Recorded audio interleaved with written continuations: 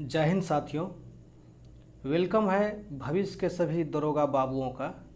साथियों, जैसे कि सबको पता है कि बिहार दरोगा का टेस्ट सीरीज हम स्टार्ट किए हैं। रोज़ सुबह 6 बजे उठ के सबसे पहले देखना है। 10 से 20 मिनट का ये सेट होगा। जितना कम से कम समय में होता है हम करेंगे। और आज के सेट का जो है ज्ञान ज्योति लाइब्रेरी, ये शेखपुरा से सेट आई हुई है। और तो चलिए इस सेट को देखते हैं और फिर विशेष बात हम लास्ट में करते हैं। तो साथियों, ये दूसरा सेट है। तो रहे सबसे अलग, सबसे मस्त, सबसे सरल, सबसे स्वस्थ। साथियों, पहला क्वेश्चन है कि होमो स्पेनिस का उदय का काल कौन सा है। ठीक है, तो इसका जो सही जवाब हो जाएगा, सही जवाब इसका उच्च पूरा पाषाण काल है। आपको पता है ना कि पूरा पाषाण काल को 3 भागों में बांटा गया था। ठीक है, निम्न पाषाण काल, मध्य पाषाण काल, उच्च पाषाण काल। ठीक है, 5 लाख से 50,000 तक निम्न, 50,000 से 40,000 तक 50,000 से 40,000 तक मध्य, और 50,000 से 8,000 तक जो है उच्च उच्च। ठीक है ना, तो ये जो होमो स्पेनिस है ये उच्च पाषाण काल के में जो है इनका उद्भव हुआ था। नेक्स्ट है साथियों, पशुपति की मुहर पर कितने प्रकार के जानवर थे या जानवर उपलब्ध मिले हैं। तो 5 प्रकार के, जिसमें जो है हिरन था, हाथी था, बैल था, हिरन, हाथी, बैल, और शेर भी था। सिंह नहीं था। ठीक है ना, शेर था। यही 4-5 थे। ठीक है, लेकिन गाय नहीं था। गाय नहीं था, याद रखिएगा, ऑप्शन में पूछा जाता है गाय नहीं। तो यहाँ पर कुल 5 जानवर थे।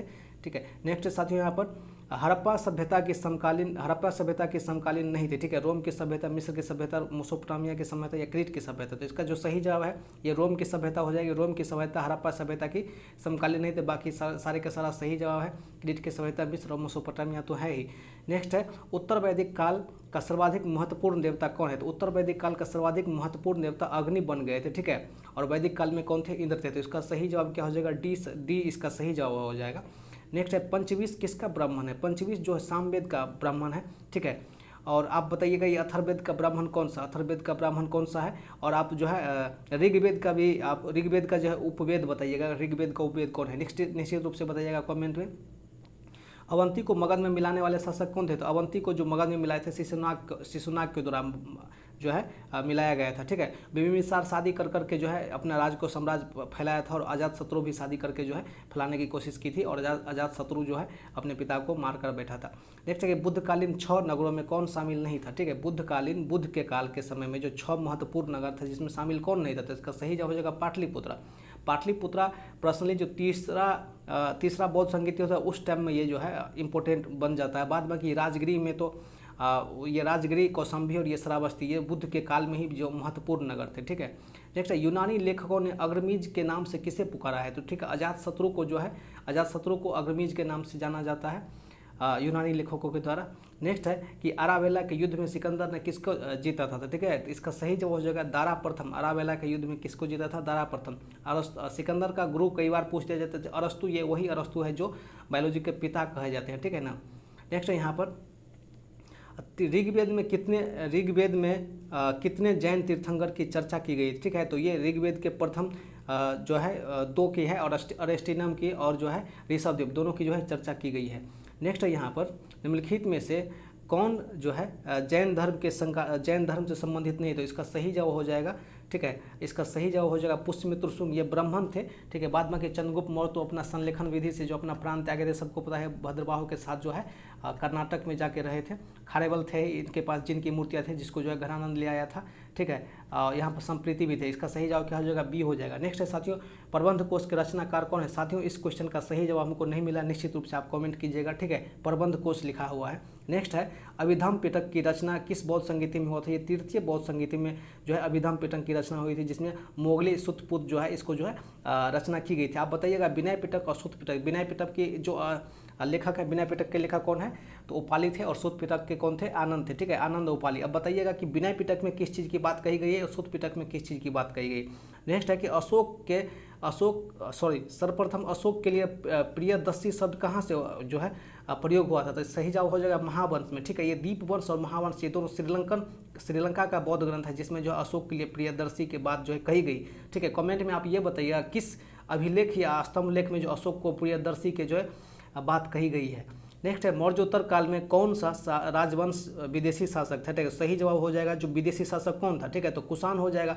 भारत में जब मौर्योत्तर काल में मौर्य का समय चल रहा था, अर्थात प्राचीन भारत में जो सबसे पहले भारत पर आक्रमण किए थे, ठीक है, कौन किए थे, तो सबसे पहले पहलव हिंद यूनानी किए थे, उसके बाद कुषाण किए थे। तो यहाँ पर इस इस क्वेश्चन का जवाब क्या हो जाएगा, कुषाण हो जाएगा। ठीक है, नेक्स्ट है यहाँ पर कि विक्रमादित्य की उपाधि कितने शासकों ने धारण की थी। ठीक है, तो विक्रमादित्य की उपाधि जो है 14 शासकों ने उपाधि धारण की थी। और सबसे जो लास्ट का शासक था, आप हमको कमेंट में बताइएगा।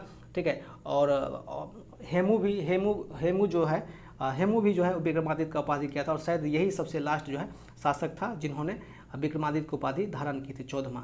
नेक्स्ट है यहाँ पर साथियों, नेक्स्ट है कि सुल्तान ए आजम की उपाधि सर्वप्रथम किसने धारण की थी। तो महमूद गजनबी के द्वारा सुल्तान ए आजम की उपाधि धारण किया गया था। नेक्स्ट है किसने अपने साहित्य में भारत को सोने की चिड़िया की बात कही है। तो उत्तरी के द्वारा भारत को सोने की चिड़िया कही गई है, और वहीं से आज तक हम लोग उसको रटते आए हैं कि भारत कभी सोने का चिड़िया था, आँख से किसी ने नहीं देखा है।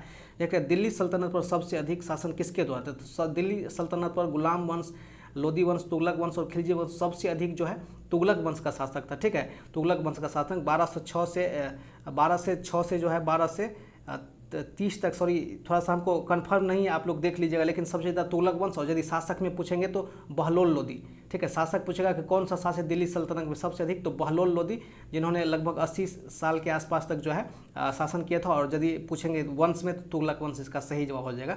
दीवान ए अर्ज या दीवान ए आरिज कभी कभी इसको बोल दिया जाता है, ये सैन्य विभाग से संबंधित है। आप कमेंट में बताइएगा कि इसको कौन जो है बनाए थे। दीवान ए आरिज को चलिए हम बता देते, बलबन के द्वारा बनाया गया था। नेक्स्ट है कि सर्वाधिक मंगोल आक्रमण किसके समय में हुआ था। तो ठीक है, ये खिलजी वंश के अलाउद्दीन खिलजी का नाम सुने हैं, उसी के समय में सबसे अधिक मंगोल आक्रमण हुआ था। ऐसा इसलिए हुआ था क्योंकि ये दक्षिण भारत की तरफ जो है जीतने पर ध्यान दिए थे, उसी समय में सबसे अधिक मंगोल आक्रमण हुआ था। ठीक है, नेक्स्ट है यहाँ पर अस्थाई बंदोबस्त की शुरुआत कब हुई थी। तो 1793 इसमें लॉर्ड कॉर्नवालिस के द्वारा जो बिहार बंगाल और पश्चिमी उत्तर प्रदेश, बनारस और उत्तरी कर्नाटक में के क्षेत्रों में हुआ था। ठीक है, ये कुल ब्रिटिश भारत को 19% भागों पर लगाया गया था, और ये इसमें जो है 10/11 जो है कर वसूला जाता था। ठीक है, और इसमें डायरेक्ट जो है जमींदार से वसूला जाता है, इसको जमींदारी व्यवस्था भी बोला जाता है, जमींदार से। और इसी में सूर्यास्त कानून को भी लगाया जाता है, जैसे कि जिस दिन लास्ट डेट रहता है उस दिन लास्ट डेट तक यदि आप लगान नहीं दीजिएगा, ठीक है, तो सूर्यास्त कानून के तहत आपका सारा का सारा जमीन जो है आपसे छीन लिया जाता था। यही था 1793 ईस्वी में। नेक्स्ट है कि ईस्ट इंडिया कंपनी के व्यापारिक अधिकार को पूर्णतः कब समाप्त किया। देखिए साथियों, इस क्वेश्चन का जो है 2 तरीके से जवाब होता है। देखिए, इसको स्टार्ट तो किया गया था कि 1813 में, लेकिन 20 वर्ष के जो बढ़ा दी गई थी अवधि, तो जब 1833 हो गया तो जो ये पूर्णतः शब्द आ जाएगा तो 1833 लगा के आएंगे।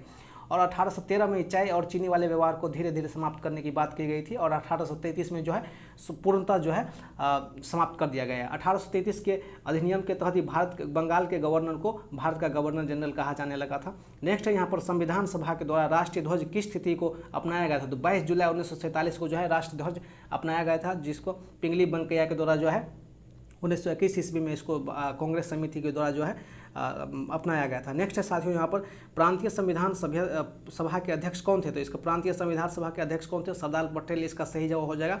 नेक्स्ट है कि 42वें संविधान संशोधन जो कि 1976 में हुआ था। ठीक है, 1976 में हुआ था। संशोधन द्वारा कितने मूल कर्तव्य को जोड़ा गया था। तो 10 मूल कर्तव्य के द्वारा जोड़ा गया था सरदार स्वर्ण सिंह समिति के आधार पर। ठीक है, लेकिन ये 86वें संविधान संशोधन के द्वारा जो है 2002 में 11वां जो है मूल कर्तव्य जोड़ा गया, जिसमें 6 से 14 वर्ष के बच्चों के बारे में जो शिक्षा की बात कही गई है, वही बात कही गई है साथियों। नेक्स्ट यहाँ पर प्रारूप समिति में कुल निर्वाचित सदस्यों की संख्या कितनी थी। तो यहाँ सही जवाब हो जाएगा 7। ठीक है, प्रारूप समिति के अध्यक्ष कौन थे, तो डॉक्टर भीमराव अम्बेडकर साहब थे। नेक्स्ट है कि प्रस्तावना में न्याय का आदर्श का किस देश से लिया गया। तो सबको पता है कि न्याय का आदर्श जो है USSR से लिया गया था। ठीक है, और ये जो हम देखते हैं भ्रातृत्व वाला बात, बंधुता वाला बात, ये कहाँ से लिया गया था, तो ये फ्रांस से लिया गया था। ठीक है, नेक्स्ट है यहाँ पर उपराष्ट्रपति का वेतन किस अनुसूची में। तो उपराष्ट्रपति का वेतन जो है दूसरी जितने भी वेतन वगैरह है उच्च अधिकारियों का सारा दूसरा में, तीसरा में क्या है, सबको जो शपथ दिलाया जाता है। चौथा में राज्यसभा के सीट के बारे में है। प्रथम में राज्य और उसके केंद्र शासित प्रदेश है। 5वां में क्या है, जो भारत में अनुसूचित जनजाति और जाति है। 6ठा में क्या है, असम, मेघालय, त्रिपुरा, मिजोरम का जो है अनुसूचित जाति के जिसको स्वायत्त शासित जिला बोलते हैं, वही है साथियों। नेक्स्ट यहाँ पर फजल अली आयोग का गठन कब हुआ था। सन 1953 ईस्वी में भारत में राज्यों की स्थापना को लेकर जो है फजल अली आयोग की स्थापना हुई थी, लेकिन 1956 ईस्वी में जो है राज्य पुनर्गठन आयोग की स्थापना हुई थी, और जिसके तहत 1960 में जो है गुजरात बाद बनता है, और 1963 में जो है दूसरा 15वां राज्य गुजरात, और 1963 में जो है नागालैंड, 1963 होकर 1966 में हरियाणा, 1971 में हिमाचल प्रदेश वगैरह वाला था। अगला क्वेश्चन भी आपका आ गया क्वेश्चन।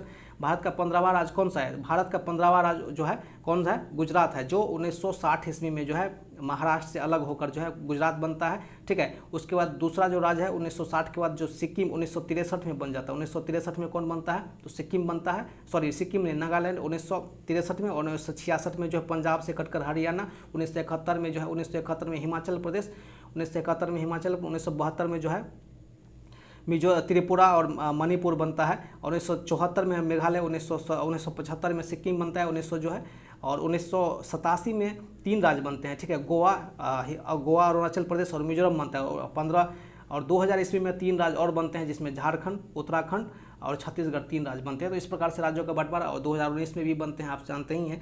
नेक्स्ट है साथियों कि केंद्र का निर्देश पालन करने पर किस अनुच्छेद के तहत राष्ट्रपति शासन लगाया जाता है? बहुत ही भिविया क्वेश्चन है साथियों। इस क्वेश्चन को यदि आप देखेंगे तो आंख बंद कर ये लगाएंगे, जो कि गलत जवाब है, ठीक है। इसका सही जवाब हो जाएगा, जब किसी भी राज्य में ये 365 अनुच्छेद क्या करता है, ये देखता रहता है कि किस राज्य में जो है राज्य अपना पालन जो है नहीं करता है, ठीक है। मतलब कि केंद्र के निर्देश का पालन नहीं करता, ये कौन अनुच्छेद देखता है? 365 देखता है। जैसे ये वॉच करते रहता है और काम नहीं होता है तो 356 के तहत लगाया जाता है राष्ट्रपति शासन, ठीक है। लेकिन केंद्र का निर्देश वाला जो है ये 365 के तहत। तो इस क्वेश्चन का जो प्रश्न है सही जवाब हो जाएगा 365 हो जाएगा। बाकी आप लोग विश्लेषण दीजिए नीचा में। नेक्स्ट है साथियों यहाँ पर अरावली पर्वत श्रृंखला किस राज्य में अवस्थित है? ठीक है, ये गुजरात में राजस्थान से शुरू होता है। दिल्ली का जो राष्ट्रपति भवन है रायसीना पहाड़ी, ये यहाँ तक जो है कुल 800 किलोमीटर के लंबाई तक है, ये राजस्थान में स्थित है। देखते हैं कोकण तट कहाँ से कहाँ तक स्थित है। तो साथियों भारत का जो ये पश्चिमी तट है, ठीक है, यहाँ से कुछ इस प्रकार से गुजरात है, तो गुजरात से जो गोवा तक का तट है उसको कोकण बोलते हैं। गोवा से लेकर केरल तक के तट को जो है हम लोग क्या बोलते हैं केनरा, और केरल से लेकर जो है कन्याकुमारी तक के तट को हम लोग मालाबार तट कहते थे। तो मालाबार तट, कोकण तट और केनरा तट, फिर इसी पर कोरोमंडल तट है, ठीक है, और लास्ट में उत्तरी सरकार तट वगैरह पूरा क्षेत्र पर है। तो इसका सही जवाब क्या हो जाएगा? कोकण तट कहाँ से कहाँ तक विस्तृत है? तो ये यहाँ से हो जाएगा आपको क्या हो जाएगा, गोवा से मुंबई तक, गोवा से दमन तक हो जाएगा। ऑप्शन नंबर सी इसका सही जवाब है। नेक्स्ट है साथियों कि किस राज्य की सीमाओं में सबसे अधिक राज्यों की स्पर्श करता है? तो ठीक है, तो भारत का उत्तर प्रदेश जो है कुल 13 राज्यों के साथ सीमा बनाता है। तो इसका सही जवाब क्या हो जाएगा? Option number B. नेक्स्ट है निम्नलिखित में से किस राज्य की तटरेखा सबसे अधिक है? तो गुजरात की तटरेखा सबसे अधिक हो जाएगा। लेकिन पूछेंगे यदि यहाँ पर मतलब किसकी तटरेखा सबसे अधिक होगी भारत में, तो यदि अंडमान निकोबार रहेगा तो भारत में सबसे ज़्यादा किसका? अंडमान निकोबार का। नेक्स्ट है देश के कुल सिंचित क्षेत्रों में तालाब की कुल कितनी भागीदारी है? तो ठीक है, इसका सही जवाब हो जाएगा 6%। तो आपको कुछ चीज़ें यहाँ पर बता देते हैं। तो यहाँ पर जो भारत में सबसे अधिक सिंचित क्षेत्र है उत्तर प्रदेश है, उसके बाद पंजाब है, फिर तमिलनाडु है, ठीक है। और सबसे ज़्यादा जो सिंचित क्षेत्र होता है ये नलकूप के द्वारा होता है। किसके द्वारा होता है? नलकूप के द्वारा होता है। और भारत में यदि बोलिएगा भारत के कुल भूमि का, तो 33.9% जो है भाग भारत का सिंचित होता है, मतलब सिंचाई है। बाद बाकी जो है मतलब आप समझ सकते हैं ना, मोटा मोटी 34% भारत का सिंचित है। और सबसे जो कम सिंचित भाग है, मतलब सबसे कम सिंचित भाग कौन है? असम। और सबसे ज़्यादा सिंचित भाग कौन है? यूपी हो जाएगा। नेक्स्ट है शांत घाटी कहाँ स्थित है? तो शांत घाटी ये केरल में है, जिसको साइलेंट वैली भी बोलते हैं। कमेंट में आप बताइएगा हमको कि कांगड़ा घाटी कहाँ स्थित है, ठीक है, कुल्लू घाटी कहाँ स्थित है। नेक्स्ट यहाँ पर केंद्रीय जल और विद्युत शोध संस्थान कहाँ स्थित है? तो खड़गवासला में है। इसका सही जवाब क्या हो जाएगा? खड़गवासला। नेक्स्ट है टेकोफेरॉल किसका वैज्ञानिक नाम है? तो विटामिन ए का नाम टेकोफेरॉल है, जो कि कहीं ना कहीं जनन क्षमता को बढ़ाने की काम करता है। नेक्स्ट क्वेश्चन बहुत ही भिविया क्वेश्चन आ गया कि अमीनो अम्ल की प्रकृति कैसी होती है? ये उभयधर्मी होती है। अमीनो अम्ल की प्रकृति कैसी होती है? उभयधर्मी। वैसे नाम से तो अम्ल लगता है, बहुत सारे लोग अम्ल मारेंगे, लेकिन ये उभयधर्मी होता है, ठीक है। नेक्स्ट क्वेश्चन यहाँ पर है माल्टोज किससे बनता है? देखिए साथियों, अब जैसे आप देखते हैं कार्बोहाइड्रेट दो अलग अलग प्रकार के होते हैं। एक होता है मोनोसैकेराइड, एक होता है डाइसैकेराइड, एक होता है पॉलीसैकेराइड। मोनोसैकेराइड मतलब जो एक ही प्रकार के बने होते हैं, एक ही प्रकार के कार्बोहाइड्रेट, उसको मोनोसैकेराइड। तो ग्लूकोज और ग्लूकोज, ग्लैक्टोज, ये सारे के सारे क्या है? ग्लूकोज, ग्लैक्टोज, ये सारे के सारे मोनोसैकेराइड है, ठीक है। जब दो मोनोसैकेराइड मिलते हैं तो डाइसैकेराइड बनते हैं, ठीक है। तो ये जो माल्टोज है, जब एक ग्लूकोज को एक ग्लूकोज के साथ मिलाते हैं, अर्थात ग्लूकोज के एक अणु को ग्लूकोज के एक अणु को मिलाते हैं, तो यहाँ पर क्या बनता है? माल्टोज बनता है। बात करेंगे फ्रुक्टोज को, तो ग्लूकोज और माल्टोज को मिलाते हैं तो फ्रुक्टोज बन जाता है। नेक्स्ट यहाँ पर इसका सही जवाब क्या हो जाएगा? इसका सही जवाब हो जाएगा ग्लूकोज को मिलाएंगे, ऑप्शन ए इसका सही जवाब हो जाएगा। नेक्स्ट है साथियों शरीर के रक्त के शरीर का कितना भाग जो है रक्त के शरीर का वजन का कितना परसेंट होता है? तो इसका सही जवाब हो जाएगा 7%। नेक्स्ट है कि हीमोग्लोबिन की सबसे अधिक क्रियाशीलता किसके साथ होती है? तो हीमोग्लोबिन की सबसे अधिक जो क्रियाशीलता होती है कार्बन मोनोऑक्साइड के साथ होती है। बहुत सारे लोग यहाँ पर जो है कार्बन डाइऑक्साइड भी लगाएंगे, लेकिन इसका सही जवाब क्या हो जाएगा? सबसे अधिक पूछ रहा है तो यहाँ पर कार्बन मोनोऑक्साइड हो जाएगा, जो कि गाड़ी के वाहनों से निकलती है। न्यूट्रॉन की खोज जेम्स चैडविक के द्वारा किया गया था। जंग लगने से लोहा का भार क्या होता है? बढ़ता है। आपको ESI मेंस में एक क्वेश्चन पूछ दिया गया था, क्वेश्चन को फंसाने की कोशिश की गई थी। क्वेश्चन ऐसा पूछा गया था कि जंग को क्या कहते हैं? जंग को जलयोजित जो है जलयोजित फेरिक ऑक्साइड बोलते हैं। जंग का आप नाम बोलेंगे, रासायनिक नाम क्या है? जलयोजित, अर्थात फेरिक ऑक्साइड में जब जल लग जाता है तो उसको जंगरोधी फेरिक ऑक्साइड बोलते हैं। नेक्स्ट है साथियों, वायु में कौन सा नोबेल गैस नहीं है? तो वायु में रेडोन नोबेल गैस नहीं है। अब बताइएगा कि स्ट्रेंजर गैस या विदेशी गैस की उसको बोलते हैं, ठीक है, आपको तो पता ही होगा। नेक्स्ट है कि मूत्रालय के पास नाक में चुभने वाली कौन सी गंध का कारण कौन है? ठीक है, तो इसका सही जवाब क्या हो जाएगा? अमोनिया। इसका सही जवाब अमोनिया के कारण अब क्या होता है? यूरिया क्या होता है वहाँ पर अमोनिया में बदल जाता है, जिसके कारण जो है हम लोग को बहुत ही ज़्यादा नाक में चुभन सी महसूस होती है गंध के कारण। वर्षा की बूंदे गोलाकार आकृति का कारण क्या है? तो ये पृष्ठ तनाव के कारण जो है, पृष्ठ तनाव के कारण वर्षा के बूंदों की आकृति जो है गोलाकार होता है। आप सबसे समझते हैं ये पृष्ठ तनाव होता क्या? बहुत सारे लोग अभी भी नहीं समझते। ये पृष्ठ तनाव होता है, ये द्रव में ही होता है, बाद में कि ठोस वगैरह में नहीं होता पृष्ठ तनाव। द्रव, ये पृष्ठ तनाव क्या होता है? किसी भी द्रव की वह प्रवृत्ति जिसमें वो क्या कर देगा? फैल कर कम से कम जगह को छेकने की जो है कोशिश करता है, तो इसके ऊपर में जो कुछ दबाव बनते हैं उसी को पृष्ठ तनाव कहते हैं। तो इसका सही जवाब क्या हो जाएगा ऑप्शन साथियों? ऑप्शन बी हो जाएगा इसका सही जवाब, ठीक है। कार्य का मात्रक क्या है? कार्य का मात्रक जूल हो जाएगा। फायदोमीटर से समुद्र की गहराई को हम लोग मापते हैं, ठीक है। नेक्स्ट है कि भारत पेट्रोलियम कॉर्पोरेशन BPCL का स्थापना कब हुआ था? तो 1977 ईस्वी में BPCL की स्थापना हुआ था, ठीक है। और 1956 में ONGC की स्थापना होता है। 1974 में सेल का स्थापना होता है, ठीक है। तो आप समझ ही गए होंगे। यहाँ पर देखिए चाय बोर्ड का स्थापना, चाय बोर्ड कहाँ पर है? तो आपको कोलकाता में है। कॉफ़ी बोर्ड कहाँ पर है? तो कॉफ़ी बोर्ड कर्नाटक, क्योंकि सबसे ज़्यादा कर्नाटक में। मसाला कहाँ पर? केरल में हो जाएगा, अर्थात कोची में। और रबड़ कहाँ हो जाएगा? कोट्टयम में हो जाएगा। ऑप्शन नंबर जो भी होगा आप मिला लीजिएगा, हमको तो हम लोग को केवल उसी से मतलब रखना चाहिए। नेक्स्ट साथियों यहाँ पर भारतीय आयात निर्यात बैंक कहाँ है? कब स्थापना किया गया था? 1982 ईस्वी में किया गया था। 1982 ईस्वी में ही एक चीज़ का और स्थापना किया गया था, आप कमेंट में बताइए, ठीक है। नेक्स्ट है साथियों यहाँ पर प्रिंसिपल ऑफ इकोनॉमिक्स पुस्तक के लेखक कौन है? तो प्रिंसिपल ऑफ इकोनॉमिक्स पुस्तक के लेखक है कौन? यहाँ पर मार्शल के द्वारा लिखा गया था। कमेंट में बताइएगा दादा भाई नेहरू के द्वारा कौन सा पुस्तक लिखा गया था। नेक्स्ट है यहाँ पर भारत में किस प्रकार के विद्युत का सर्वाधिक उत्पादन होता है? तो आप थर्मल इलेक्ट्रिसिटी का नाम सुनेंगे। भारत में सबसे ज़्यादा होता है थर्मल ही होता है, ठीक है। थर्मल से इलेक्ट्रिक प्राप्त किया जाता है। भारत में राष्ट्रीय आय का आकलन सबसे पहले किसके द्वारा किया गया था? तो दादा भाई नेहरू के द्वारा किया गया था। ऑप्शन नंबर ए इसका सही जवाब है। नेक्स्ट है भारत के राष्ट्रीय आय में सर्वाधिक वृद्धि का योगदान किस क्षेत्र से? तृतीय क्षेत्र से। कल के सेट में भी एक क्वेश्चन था इसी टाइप का, ठीक है। नेक्स्ट है यहाँ पर भारत के प्रथम खनिज नीति कब आई थी या आती है? तो 1951 ईस्वी में भारत के प्रथम खनिज नीति जो है घोषित हुई थी या आई हुई थी। नेक्स्ट है कि भारत में टीन का सर्वाधिक उत्पादन कहाँ पर होता है, अर्थात किस राज्य में? तो आप सच पूछिए तो इसका सही जवाब हो जाएगा केवल और केवल एकाधिकार आप प्राप्त कर सकते हैं छत्तीसगढ़ में। छत्तीसगढ़ में बस्तर का पठार आप सुनेंगे, ज्योग्राफी में बहुत ठूस के पढ़ेंगे। बस्तर के पठार में सबसे अधिक भारत में क्या होता है? टीन का जो है यहीं पर होता है। आपको पता है टीन का उपयोग क्या होता है? टीन और शीशा मिलाकर सोल्डर धातु बनाया जाता है। नेक्स्ट है साथियों यहाँ पर मैग्नेट रेखा किन दो देशों के बीच है? तो जर्मनी और फ्रांस के बीच जो है मैग्नेट रेखा है। आप कमेंट में हमको ये बताइए कि 0 डिग्री देशांतर जीरो लाइन किस किस देश के बीच में है, ठीक है। 0 लाइन किस किस देश के बीच में। नेक्स्ट यहाँ पर विश्व जल दिवस कब मनाया जाता है? तो 22 मार्च को। आप बताइएगा साइकिल दिवस कब मनाया जाता है? आप कमेंट में बताइएगा। मालदीव की संसद का नाम क्या है? मालदीव के संसद का नाम मजलिस है। मालदीव के संसद का नाम क्या है? मजलिस। नेक्स्ट है साथियों यहाँ पर मिस वर्ल्ड बनने वाले प्रथम भारतीय महिला कुमारी रीता फारिया थी। मिस वर्ल्ड बनने वाले प्रथम भारतीय महिला कौन थी? कुमारी रीता फारिया। नेक्स्ट है यहाँ पर संगीत के क्षेत्र में तबला का आविष्कार करने वाले कौन है? तो अमीर खुसरो के द्वारा जो है तबला का आविष्कार किया गया था। नेक्स्ट है यहाँ पर सर्वप्रथम शूद्र की चर्चा किस धार्मिक ग्रंथ में की गई है, ठीक है। तो साथियों मेरे हिसाब से अर्थवेद होना चाहिए। थोड़ा सा मैं कन्फ्यूज हो रहा हूँ इस वक्त, तो आप लोग देख लीजिएगा, अर्थवेद मेरे हिसाब से होना चाहिए। नेक्स्ट यहाँ पर जैन सूत्र में कुल लिपियों की संख्या कितनी है? तो कुल लिपियों की संख्या कितनी है? 18 जो है जैन सूत्र में कुल लिपियों की संख्या है। विश्व में संचार का सबसे तेज और सबसे सस्ता साधन कौन है? तो ईमेल है। सबको पता है कि यहाँ से ओके कीजिए, जहाँ पहुँचना है सटाक से पहुँच जाएगा, आपके कॉल लगाने से भी फास्ट है।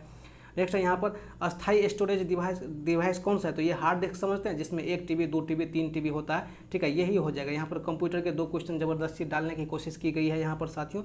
नेक्स्ट कौन सा सिस्टम यूनिट का भाग है, सिस्टम यूनिट का भाग है, तो सही जवाब हो जाएगा CPU के द्वारा।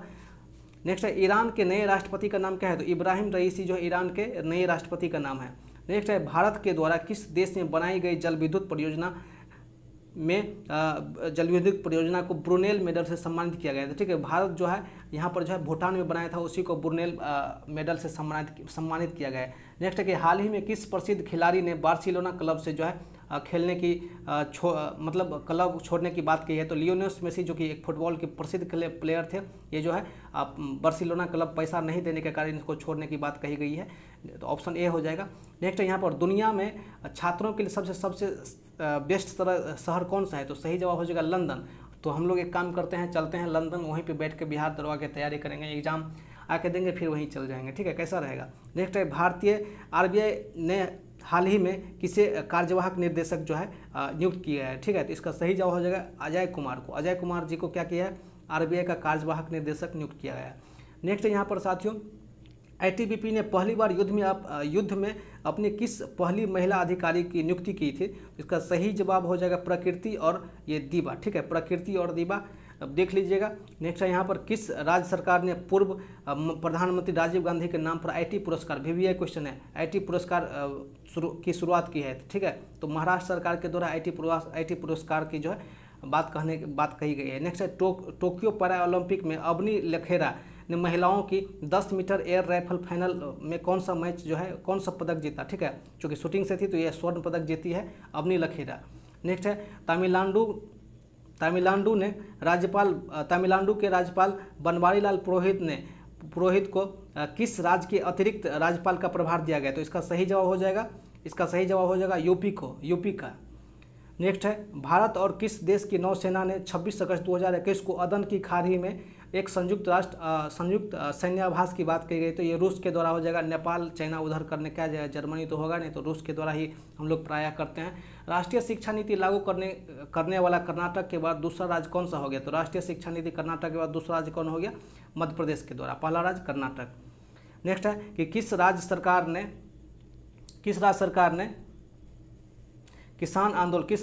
किसान आंदोलन के दौरान मारे गए किसानों को सरकारी नौकरी देने की बात कही गई है, तो ये पंजाब सरकार के द्वारा जो है सरकारी नौकरी की बात कही गई है। ये जो कुछ दिन पहले किसान आंदोलन चल रहे थे। JDU के नए राष्ट्रीय अध्यक्ष किसे बनाया गया, तो ललन सिंह जी को बनाया गया, ललन सिंह जी को। नेक्स्ट है 30 जुलाई 2021 को G20 के संस्कृति मंत्रियों की बैठक की अध्यक्षता किस देश ने की, तो सही जवाब इसका हो जाएगा इटली के द्वारा किया गया था, ठीक है। नेक्स्ट है कि नए लेखा महानिदेशक या जिसको CGA बोलते हैं, ठीक है, किसको बनाया गया है, तो दीपक दास को बनाया गया नए लेखा परीक्षक। नेक्स्ट यहाँ पर है अगस्त महीने के लिए किस देश को संयुक्त राष्ट्र संघ की सुरक्षा परिषद का अध्यक्ष का पद संभाला है अगस्त माह के लिए, तो सही जवाब हो जाएगा भारत संभाले हैं, ठीक है। नेक्स्ट है यहाँ पर हल्दीबारी और चिल्ली घाटी रेलवे मार्ग भारत और किस देश के बीच अवस्थित, जैसे ये हल्दीबारी चिल्ली घाटी आ जाए तो मार दीजिए। अभी रेलवे केवल और केवल भारत और बांग्लादेश के साथ और थोड़ा बहुत नेपाल के साथ भी चलता है, बाद बाकी किसी देश के साथ नहीं, पाकिस्तान के साथ बहुत पहले हम लोगों ने छोड़ दिया। नेक्स्ट है राष्ट्रीय लोकमान्य तिलक पुरस्कार 2021 से किसे सम्मानित किया गया, तो सही जवाब हो जाएगा साइरस पूनावाला इसका सही जवाब है। नेक्स्ट है साथियों संयुक्त राष्ट्र महासभा के 76वें सत्र की अध्यक्षता किसके द्वारा की गई, तो अब्दुल्ला शाहिद के द्वारा। DRDO के प्रमुख जो है वर्तमान में अध्यक्ष कौन है, तो G सतीश रेड्डी। बाद बाकी कुछ क्वेश्चन मैथमेटिक्स के हैं, आप इसको ट्रेंगल काउंटिंग कर ही सकते हैं, ठीक है। यहाँ से कौन 1 2 3 4 5 6 8 2 16 8 इसमें 16 हो गया, ठीक है। और यहाँ से एक 16 16 32 हो जाएगा, 32 1 33 34 और यहाँ से 34 हो गया, 2 यहाँ से बल टोटल यहाँ पे जो है 36 क्वेश्चन 36 बन रहा है। तो बाद बाकी देखिए इकाई अंक है, इकाई अंक 0 1 रहेगा, 2 1 रहेगा, 4 रहेगा, 5 रहेगा या 6 रहेगा, तो इसका नहीं बदलता, उसका पावर कुछ भी नहीं, इसीलिए इसका इकाई अंक यही हो जाएगा, ठीक है। और ये क्वेश्चन भी आसानी है। अब आप सोच रहे हैं कि GS पढ़ाते देखिए A² + B² क्या हो जाएगा, A + B × A - B हो जाएगा। अब फाइनली जैसे कि यहाँ पर 19 है तो यहाँ 10 रखेंगे, यहाँ 9 रखेंगे, यहाँ से A - 1 हो जाएगा, तो 10 और 9 हो जाएगा, तो इसका क्या हो जाएगा, A का मान क्या हो जाएगा, पूछ रहा है आपको ए का मान ए तथा बी, तो 10 या 9 में से कोई भी जो एक होगा आपको हो जाएगा। ए का मान यहाँ से 10 रख दीजिए, ठीक है, 10 हो जाएगा। फिर से एक क्वेश्चन आपको आ गया बनाने वाला, ये मुंह से नहीं बनेगा, ये भी मुंह से नहीं बनेगा। अब 3 क्वेश्चन यहाँ से और भी आ गए। पैरा ओलंपिक में भारत की तरफ से जो है देवेंद्र झझरिया क्या कौन सा पदक जीते हैं, तो सिल्वर पदक जीते हैं, ठीक है। और भतीना पटेल भी ये सिल्वर पटेल जीते हैं। और सुंदर सिंह गुर्जर ये जो है ब्रॉन्ज कांस्य पदक जीते हैं, ठीक है। तो साथियों ये था 100 क्वेश्चन। बताइएगा कि किस तरह का सेट लगता है आप लोग को, और निश्चित रूप से रेगुलर जुड़े रहिए। और जो भी लोग सेट देना चाहते हैं तो बहुत वेलकम है आप सभी का, ताकि आप लोग भी सेट देंगे तो आप लोग को भी थोड़ा बहुत फायदा हो जाएगा। तो धन्यवाद साथियों ये सेट देखने के लिए।